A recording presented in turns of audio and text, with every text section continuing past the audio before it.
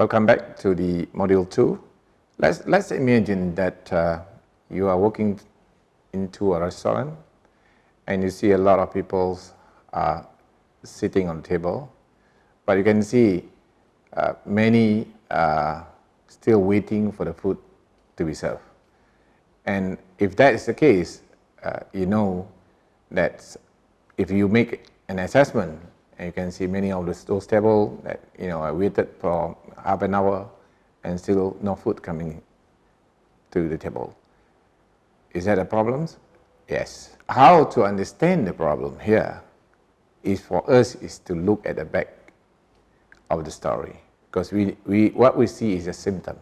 What we see is only the portray of what are the things behind that is not right. So for us to really understand the issue, really to understand the problem that we are facing, we need to go through and understand the issue and define the issue clearly. So Module 2 will look into this particular area. Under this Module 2, we will look into a defined phase, and what does it mean is to understand the problem itself.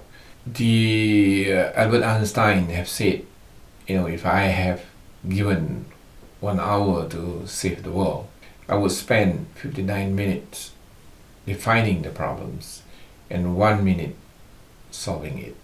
What does it mean here? Because this is what happened normally in many cases. Many people decided the moment they have a problem, they come up with the solutions. They come up with steps to resolve it. Sometimes without even thinking about it, and then when they introduce the solutions without really understand the problem, what happens is that this problem recur again.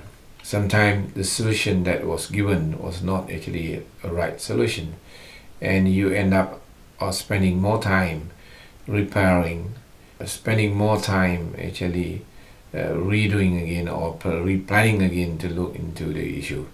So some guru have said that we should be spending 70% of our time planning and thinking about the issues, and then 30% is actually on the execution. But the problem with us is sometimes we actually spend some 30% of our time on planning, on thinking about it, and then we ending up spending 70% of the time on executing the solution, which is probably not the right solution anyway. So true enough, what Einstein said is we need to spend more time basically on defining the problem so that we can understand. So in Six Sigma approach, that this is a requirement, this is a must. When GEC, General Electric Company, adopt the Six Sigma from Motorola, when Motorola started last time, they don't have the defined phase. They straight away start into a measure phase and then continue with the analyze, follow through until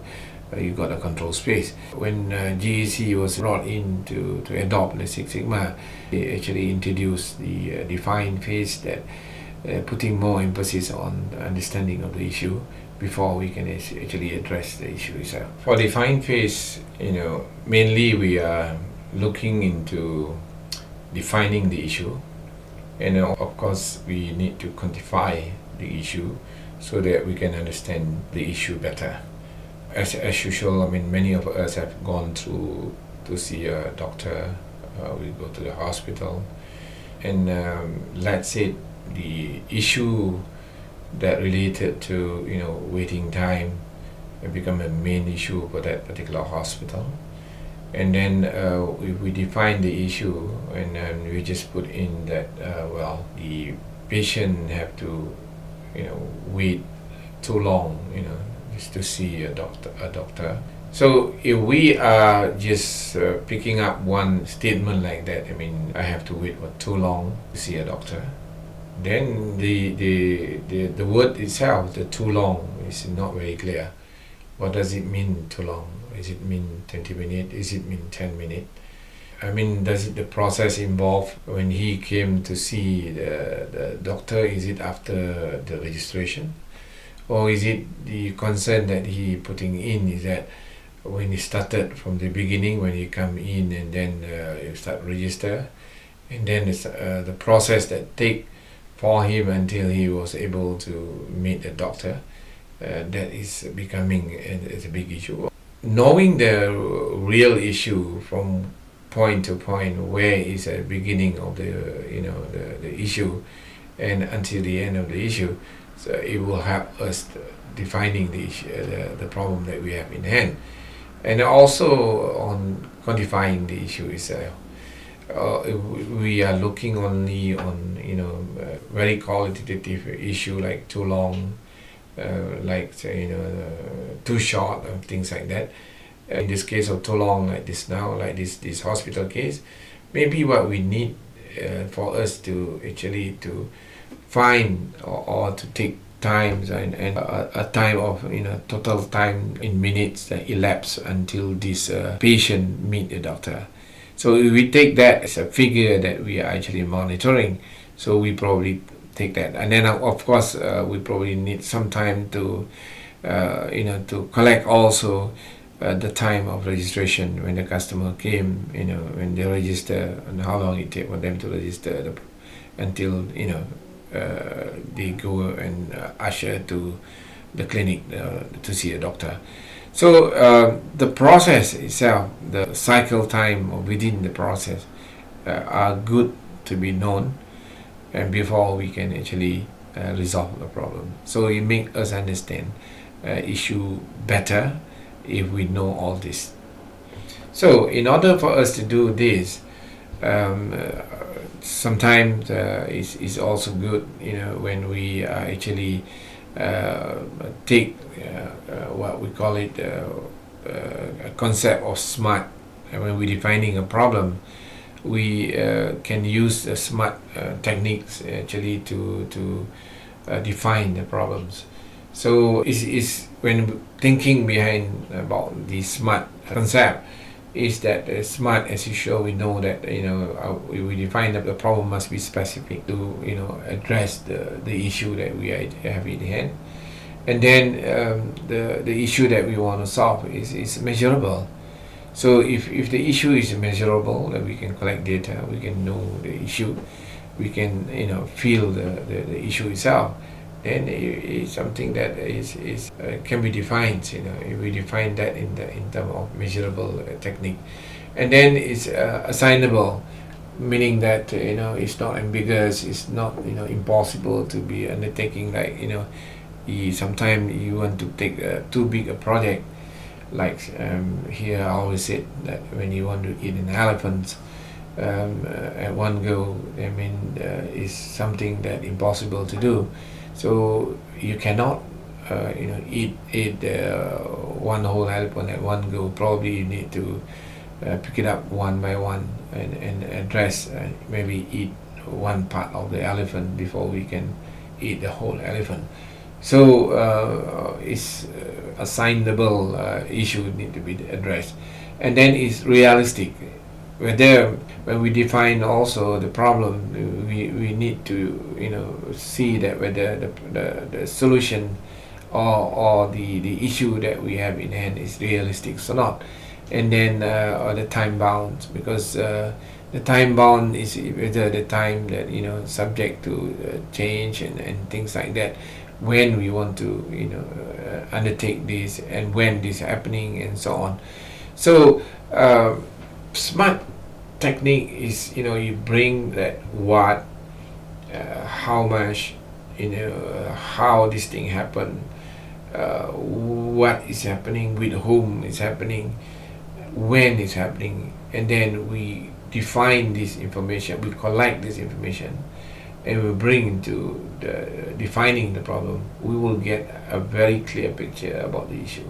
When we collect information about the problem, we need to think about SMART at the back of our mind, and then only we can actually define the problem clearly. As an example, I'm giving you a problem statement here. Let's say as a company, we are expecting a problem. So with what? In the area where the problem is occurring is where? The area that where this problem is occurring is where? So at least we know that. The problem has been existed at least how many years. The magnitude of the problem, we need to know the magnitude, the current issue, what is it really bad, is it critical? Problem is what? And the expected performance is what? That our KPI, our targeted indicator, performance indicator is what? The effect of this problem is if we do not handle this issue, what we're going to be on the business side, or how much money we're going to be losing, it will be costing us what. So if we combine this, we in one statement like this, we actually get a reflections of the issue clearly about and taking into account the smart scenario. An example like this is here. I'm putting in the figures here as the one that as the blend figures that I put in earlier on. So I say that as a company we are experiencing a problem with merchandise shortage. So I know clearly here now the issue is about shortage of the merchandise. The area that this problem is occurring is in various store, meaning that like a speed mart. Take an example, just close our eye and think about speed mart. Maybe here the various store in area that closest by, we know that this is always a case of shortage of merchandise. The problem has existed for at least, let's say, 180 days. So in some store, let's say, it's not, we don't have the product. Every time the customer came down, it's none. I mean, not available and so on. The magnitude of the problem is unknown, so maybe we do not know what the effect of it. If maybe we don't know that maybe because of the people are getting fed up or not, people decided not to come and shop there. Maybe these figures we cannot predict, so we say they're unknown. And then expected performance is of course no shortage. So every time customer come, you can see the product is there. And then expected the effects of the problem is having on the business, let's say, loss of sale and expedited delivery cost. This is costing the chain that said 25K per month. So we are losing money because of the loss of merchandise or unavailability of the merchandise, at least 25K per month. So I'm just putting this as an example for you to write your problem statement. So another example also, like I said, a company experiencing problem with open maintenance call. The area where the problem is occurring is a company-wide. The problem has existed for at least 2 years. The magnitude of the problem is in the average of 1.6 OMC per store, and the expected performance is like 1.2 OPC per store. The effect of this problem is having on the business is a system inoperative using to lost sale, and it's costing us like 35K per month. I'm putting a simple problem statement in this case to make you understand that combinations of this can be done one statement, what we call it as a problem statement. So if we can, it's not necessary to come out in one statement like this, but as long as we can define our problem by putting all this information, and that's good enough for us. So mainly, we need to understand the problem itself. What was the issue, what is the contributing factors, and so on. So as what Dr. Deming always said, normally when you have a problem of delivering problems, blame the process, not the employees. And I think the same principle also apply for Toyota. There's no bad people, there is bad process. So same as what Dr. Deming said, that a failure of any processes is not because of the employee, it's the way that you set it to be. Again, we understand earlier that for us, if we want to understand the problem, in this case, when we talk about delay, when we talk about issue that related to non-performing or non-performance issue, one of the step that we is rather important in the process of problem solving is to understand the problem through the process mapping, because most of the times that if we do not know the issue and we do not know the problem within the process, so sometimes the people who are actually working on these problems are not the people who actually own the process. So in order for the team to understand the whole process, to understand the significance of every step within the process, we need to draw up a process mapping. As Dr. Shingo has said that we must always keep in mind that the greatest waste is the waste that we don't see. So basically, the role of the process mapping is about bringing out the issues, make things visible. And we look at red apples as compared to the other apples, and if the problems is what we sometimes we refer to special causes or special issues, some issue within the process, like what we have seen in this red apple, you will immediately observe it and you can know that there is some problem, or in this case there are red apple there.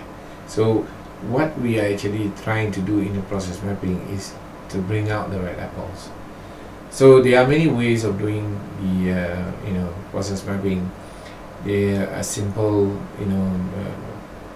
department to department movement, what we call it 30,000 feet view, is one of the simplest way of actually doing process mapping.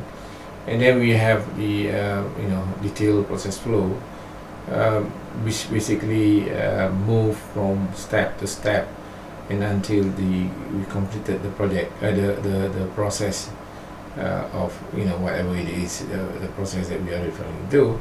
So in this case, but they do not have the movement to department or the movement to who are the people concerned and so on. And we have another one that is very popular, is a swim lane. That this is the one of those process mapping that I always use, and my team is always use this also. We are actually using the process map, what we call it a swim lane. It's a detailed process flow, but they include the department, or sometimes they include the people who actually involved in that particular process. So when you look at the process, you know who's the people involved there, you know which department involved, and so on. So one of the this is one of the example, the time taken to approve the halal certificate, and you can see that from point A, that from the application until the approval given, it takes about 74 days in this case. So in this case we don't need a detailed information. We just need to know what are those main process involved, which is actually the application process, the completed document, the valid payment made, audit done by audit field done by the authority, and then finally the approval given. So that's all it takes 74 days. And then if we look at the another example here that I put is a pizza delivery. This is one of what we call it a detailed swim lane process. From the moment the customer call, we already lock down the process, and then once the customer call, it go to maybe to the receptionist who pick up the order, and then we have people, like a pizza chef, and then we have a delivery people here there. So these are the people who are actually involved in the process. So we can step up start the process by calling, and then once the receptionist take the order, then they pass it to the chef, and then from the chef will make will cook the pizza and so on, and finally once it's done, it pack it up and then pass it to delivery, and delivery people will send it to customer and then pick it up the cash or the payment, and this kind of completed the cycle there of pizza delivery. So along the way, that sometimes what we always use is that we always practice is that for every step of the process, we try to predict the waste. We try to predict the problem that might appear on that particular stage. As an example, that when we take an order, so what might go wrong is that we can probably take a wrong order, maybe we can take a wrong address, things like that. This information is for the purpose of our back mind to think about that. If anything goes wrong, and what are the things that are normally happen here, so we can come up with a solution to counter this problem. And then the same that when it goes to a chef, probably when the chef cook, then probably we have an issue related to overcook or undercook and things like that. When we even pass to customer, when we deliver to customer, sometimes the issue that could be pop up there is an issue related to, may say, there's not enough change, so we have to prepare the change in case this happen. So we predict the problem beforehand by moving and walking through the process itself. Same goes to the next example. Next example is about AP applications. We have a process that from step one, from the customer, then move to MPC and submitted the application. MPC make the application process and things like that, and then follow through with the I would say the port authority. It go to custom, it go to Jabatan Kimia, it go to Puspakam, it go to JPJ, and all these people that involve, all these department that involve will be have a certain role to play within this particular process. So from A1, from step 1 to step 15, it will take about 165 hours, which is basically about 21 days. So roughly we will calculate the time taken from step to step. So in this case, when we draw up the process flow, we can see that it take about 15 steps, and we can look at it. It take it take 21 days to complete the process of issuing the APs. Not only that, sometimes it's very good. It's important to track document too, because the more document that we require to collect, and the more time that is needed there, the more time that the customer, or maybe the more cost that the customer have to bear, and so on. So what we normally do is that we look at every step.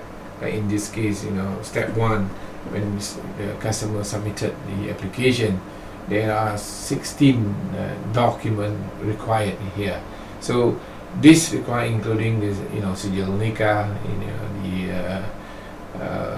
what do you call it, boarding pass of the planes and so on. But sometimes, does it all these documents necessary? So the question is that whether this is necessary or not. So if we will look at the document, we will be questioning the importance of the document, or maybe we just need only 5 documents. So what we need to do is that every step we will question not just about the importance of the step, but it's also why we need this document to be submitted there. So we track the document from step 1 to step 15. So in this case, again, it's actually based on the process flow, the previous process flow. We will get some information there. All right. Again, most of the time, the process mapping is one of the crucial document that we need to develop. And some people like to use the document that based on the ISO document that they compiled during the the requirements of the fulfilling of the compliance of the ISO 9000 or things like that. But here we always say that you have to draw up what is really happened.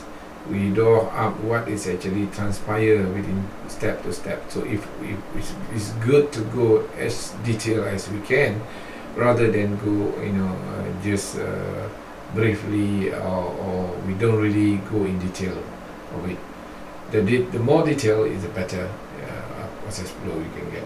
Okay, another important information step that in the define stage, that is most of the time that if we just ignore the issue, well, there will be no issue actually. If we just ignore the problems, there won't be any problem. But if you don't, speak about the problem itself, we don't know what the real thing that happened. So who are the people that is the best person to inquire about the issue that we have in hand? President Dwight Eisenhower, U.S. President, the former U.S. President said that, farming looks very easy when your plow is a pencil and you are actually 1,000 miles away from the cornfield.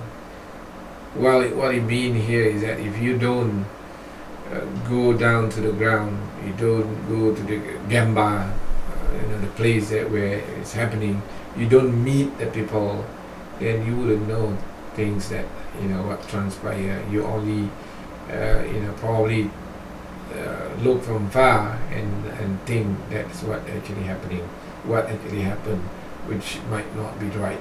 So what we need to do, if you ask a problem, is a better way is to consult the public.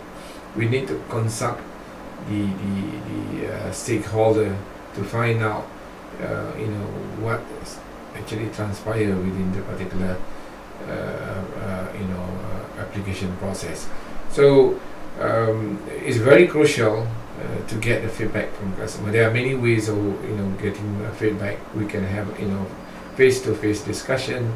We can have a focus group discussion. We can have a town hall discussion. We can also have a survey form that submitted to people, and then people also submit the answer and so on. So all this feedback, all this information from the customer is crucial, and also not just about customer. We need to get also from other stakeholder so that we can understand the issue behind the process. One of the important document in Six Sigma project is what we refer to as a project charter. And this project charter is basically what we always say that a 6-pack document. There's a 6 information that need to be put on.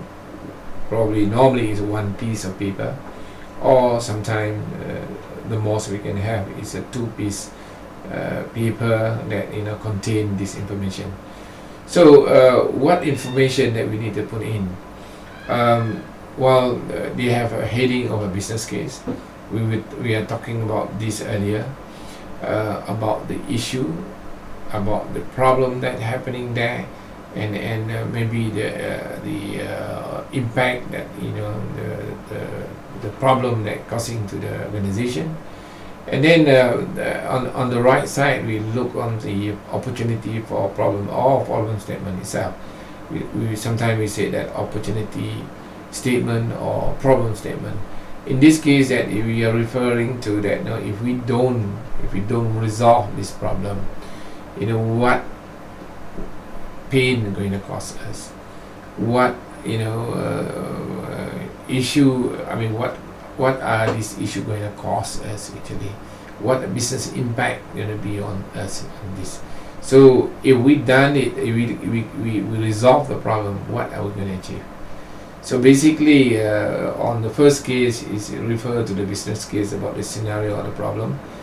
I remember we were talking about problem statement earlier, and sometimes we can write more detailed information about the issue.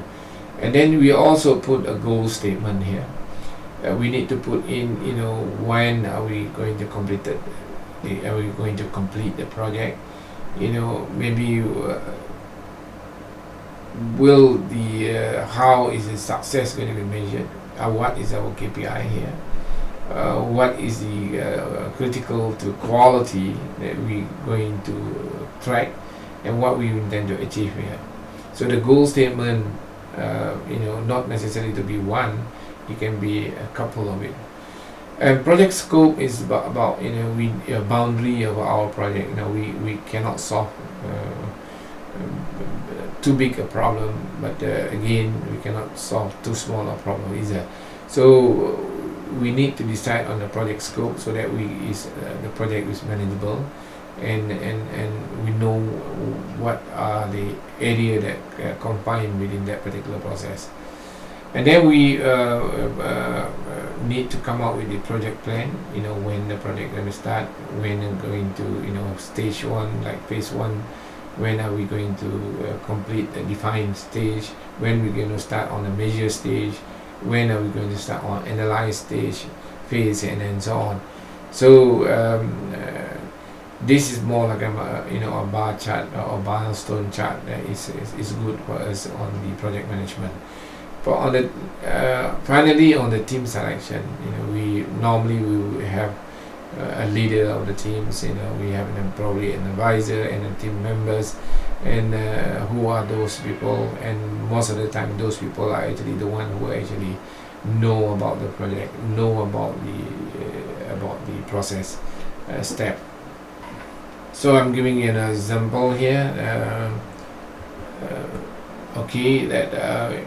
On this project is related to the issuance of sand to license to dig the sand at sea, and this is the problem that they have, and then the problem statement is that the application process take more than 1 year, and so they decided who are the team and so on. So basically, team charter is something that we need to get an agreement with from our top management.